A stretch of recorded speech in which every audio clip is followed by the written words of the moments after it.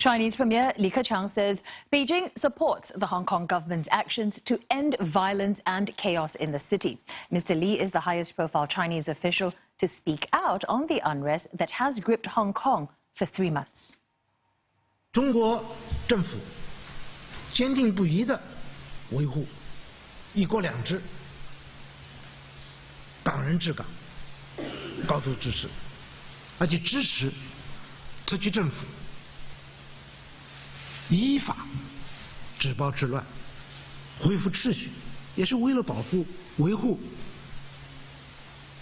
香港的长期繁荣稳定。要相信中国人有能力、有智慧办好自己的事。 The unrest has begun to take a toll on Hong Kong's economy. Today, ratings agency Fitch lowered Hong Kong's credit rating for the first time in over 20 years, citing doubts about the financial hub's stability. Fitch downgraded Hong Kong's sovereign debt rating from a AA+ to a AA with a negative outlook. And it's the first ratings agency to downgrade Hong Kong since the wave of protests began in June. However, Hong Kong Chief Executive Carrie Lam says that she disagrees with the rating downgrade. And speaking from Guangxi in China, she said she's already taken the first steps towards restoring order. 2 days ago, Mrs. Lam bowed to one of the protesters' demands by withdrawing the extradition bill that triggered the rallies in June. But protesters say they're not letting up pressure against the government with only one of their 5 demands met.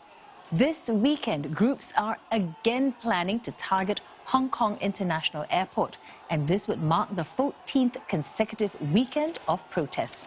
And the rallies have already begun tonight. Crowds are gathered in Chater Garden for a rally denouncing white terror, a term used by protesters for acts by the government to sow fear. And our correspondent Leong Wai-kit, he is at Chater Garden right now. Wai-kit, tell us what's happening and why are they denouncing white terror? Well, Glenda, this is a peaceful and legal gathering at Chater Garden at the Central Business District here in Hong Kong. The event started some 5-10 minutes ago. People are now making speeches on stage.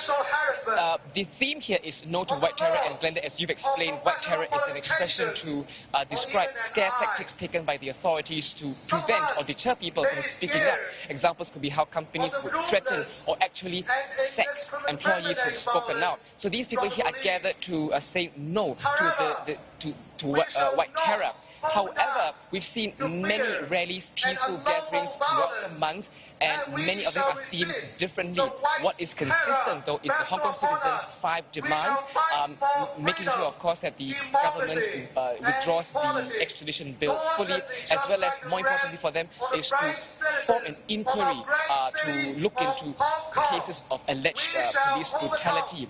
Now, if we take a few steps back, you will recall that on Thursday, Mrs. Carrie Lam came out to speak to reporters to clarify her plans to bring Hong Kong forward, and she also said that she will formally withdraw the extradition bill.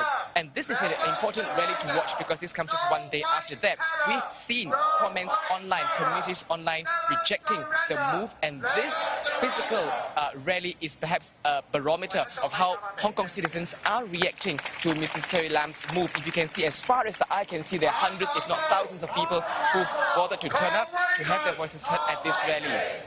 Yeah, we can certainly hear their voices, Wai-kit, and this isn't just the only rally. We understand there are a few others this evening. Are protesters really intent on pushing on, then, despite Carrie Lam's withdrawal of the extradition bill 2 days ago? Well, see, that's exactly the question I asked as many people gather here as possible. I asked for the reactions to what Mrs. Carrie Lam said on Thursday and also on Wednesday when there was a televised recording played across Hong Kong. Now, some tell me that they see this as a good move because they feel that Mrs. Carrie Lam is now taking the first step to formally withdraw the extradition bill. However, others say it's a bit too late. She should have, they say, roll that plan out in early June when the protests picked up momentum.